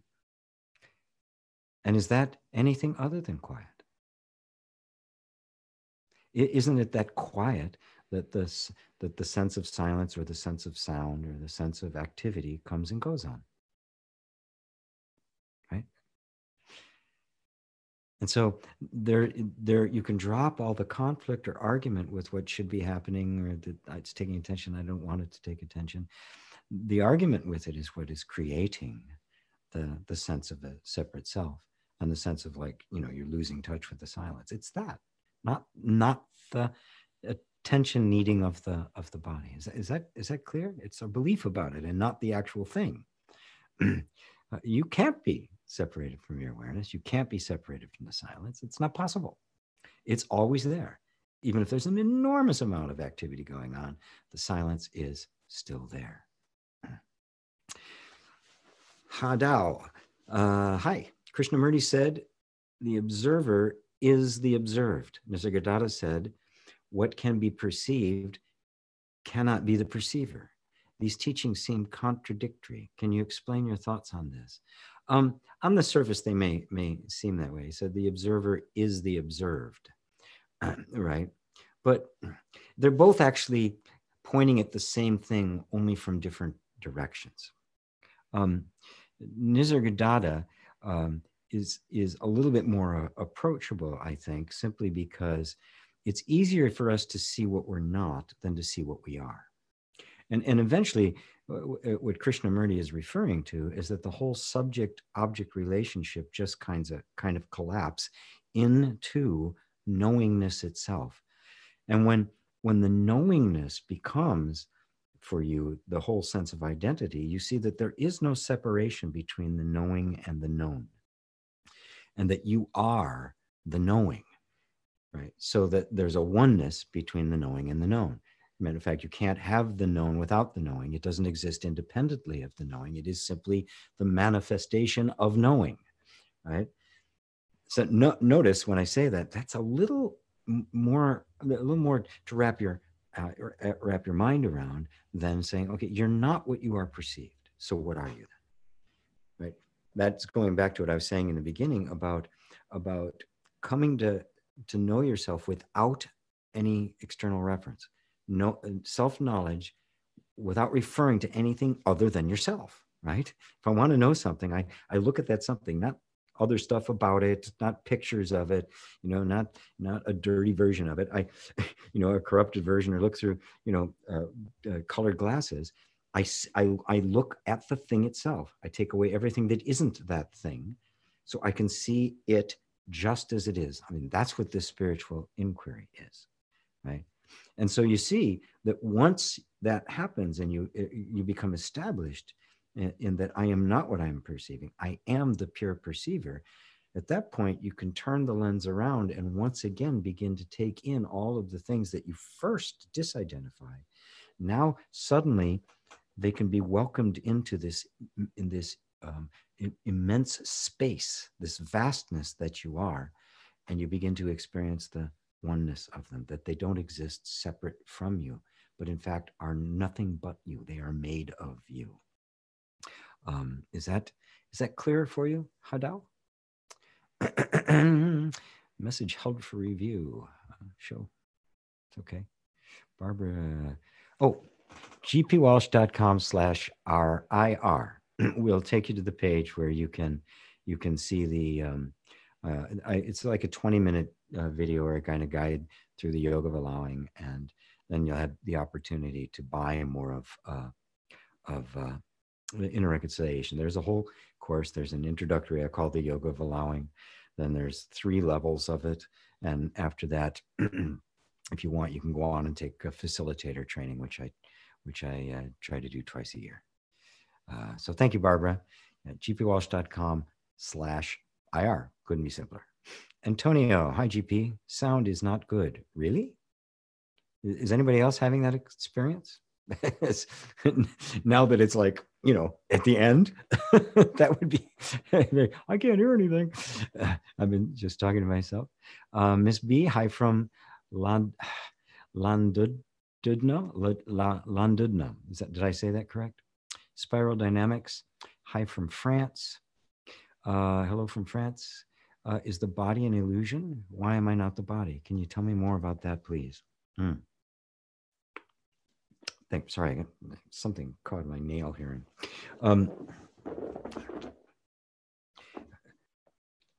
Rather than giving you an idea, some kind of a spiritual idea about the body, you can explore it for yourself. When I say I'm not the body, it's because I've become aware of the fact that I am the consciousness that is consciously aware of the body, and the idea that the body has produced consciousness is an insubstantial and cannot be established as a fact. It's an assumption. Even the Dalai Lama said, matter is a what did he call it? It's a belief. Matter is a, a, a religious assumption, not a scientific fact. So it's just coming from the seeing, and I've reached a point where I realize that consciousness does not need a physical form in order to exist. The belief that it does is our belief in the body. So then what is the body? What is this experience of a body, this form, right? Once I'm not identified with it. Well, what I would encourage you to do is to simply look to your actual experience. Now, what we experience that we call the body is sensation, right? We experience sensations. Now, if you really just put your attention on the sensation itself, you realize that there's nothing in the sensation that indicates clearly and unambiguously that there's something external creating that sensation. We assume that there's this physical body and that is the origin of the sensation. But if you really look, right, just put that assumption aside and see if, and try to prove it for yourself, you find that you can't find in the actual experience of sensation any evidence that there's a body out there producing it. You can't. In order to do that, you'd actually have to step outside of your perceiving to perceive the body external to yourself. And of course, you can't do that. Everything. So it is an assumption that there is a body and a world and all these things out there that are, and we are experiencing it as physical sensations, nerves, and all of that sort of stuff. It's unprovable.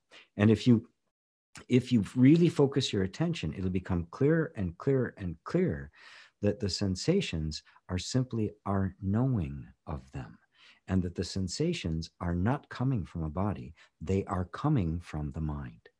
They are being produced by the knowing, and that the knowing of the thing and the thing are actually the same. There's no body. There is only the knowing that we call sensation, a sensation, and we simply cease to project on that the belief in an external form that is creating it. And boom, you're not the body anymore. And the body doesn't exist as an entity. It exists only as an experience. That's why Buddha would say it neither exists nor does not exist, right? You can't, it does not have an objective external existence.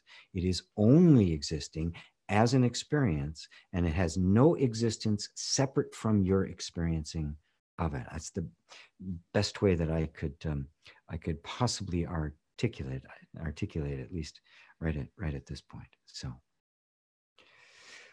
okay, so Dr. Damon said, sounds good over on my end. Ann says, very late. And Mark says, love you, GP. I love you too, Mark. So that's it. It's after 3. And it's kind of time, Don Key. The body is an effect. The body is nothing but sensation, right? What you know are what we call sensations. The origin of those sensations we imagine to be a body. What I'm saying is there is no body. There are the experience of sensations, right? That's self-evident. The origin of those, that is an assumption. And the more you look, the more you'll see that the knowing of the sensation is the real essence of it, the real existence of it. And so now it exists not as a thing in the universe, but just as an experience within the innerverse that is the sum total of you. Put this to the test yourself. Just watch. Notice we have all sorts of assumptions about what it is, but it's a very powerful direct path exercise, right? Just be aware of the sensations, trace them down, and see if you can find their origin. And you will not find a body. You will only find the sensation. And you'll find that the body is just imagined. There's no such thing. Everything is the knowing. Thank you all again for being here. Thank you, thank you, thank you. It is just such a delight and honor to hang out with you on Sundays. So I hope you all enjoy the rest of today. And I hope this has inspired you to make the most, to inspire you to passionately desire and pursue to know the truth of who you are. Uh, I don't know anybody that's come to know it that has been disappointed. Nobody's asked for their money back. Oh, thank you. Awareness says thank you, GP. Spiral says thank you. Ewa says great satsang. I'm waiting for next Sunday. Thank you. Thanks to you all. Thank you all to all. Obviously, without you, I wouldn't be doing this. So thank you for letting me do this. I love you all. Namaste.